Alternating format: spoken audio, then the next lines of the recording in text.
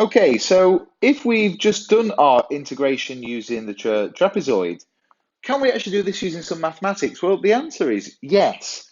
And it actually stems from some of last week's conversations about differentiation.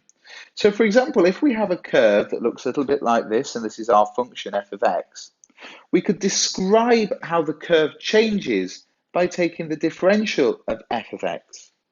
But actually, what we can do now to describe the area underneath this curve, or to describe the way in which it moves above the y-axis, is we can take the integral of f of x, and this is our integral sign. So what does this actually mean?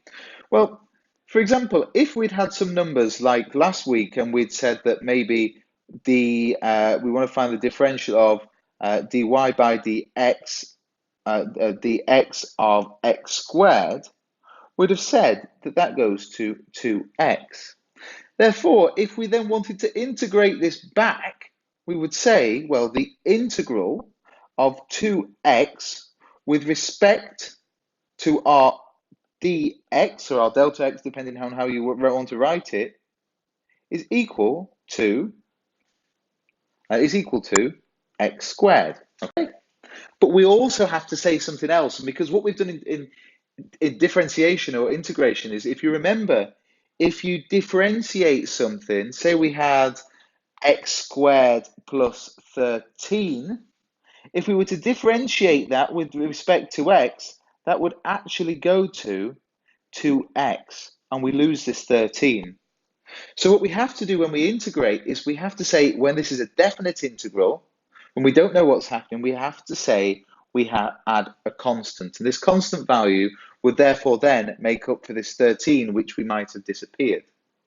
So we can then begin to write this mathematically, what we've just described. So we can actually say the differential of d by dx of our function of f of x, dx, is equal to our function of x plus c. Okay, so that is our differential expression, our integration expression. This seems complicated. So, like last week, I've got a wrap. It was another style of wrap, but I've had to change, I think I mentioned why it's changed in the lecture. So anyway, for example, say we had x or 2x, what our wrap says is to integrate, what we're going to do is add 1 to the power and divide by the new power.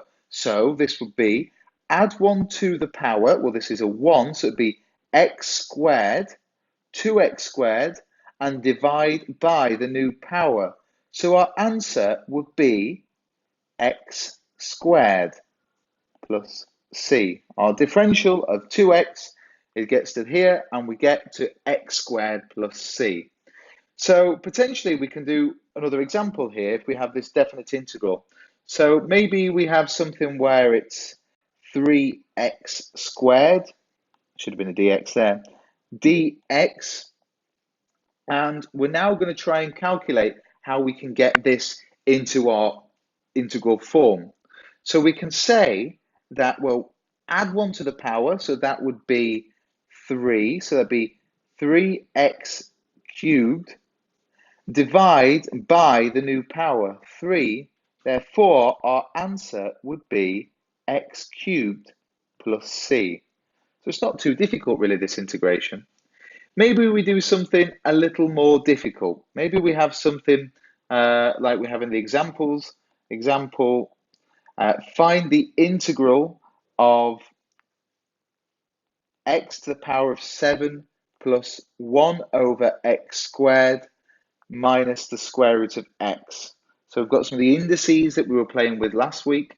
So what we can do is we can simplify that to say the differential of x to the 7 plus x to the power of minus 2 minus the square root of x to a half.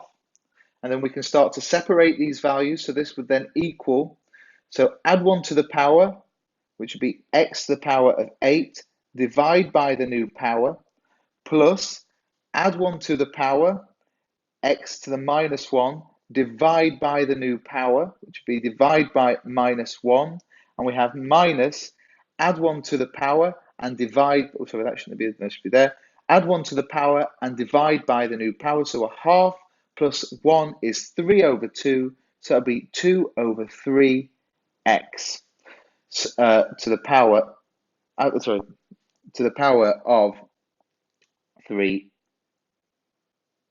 over 2. Add 1 to the power and divide by the new power. So then this would neaten up that we'd have 1 over 8x to the power of 8 minus 1 over x minus 2 over 3 x to the power of 3 over 2. And remember, because this is an integral and we don't know what could have been lost, we add our plus c. Okay, so it seems quite simple, but you can slip up with this. So when you're doing it, be sure to be slow, and this is integration. We're now going to show you a little bit more complicated integration, and then we'll go on actually to solving some problems with this. Okay,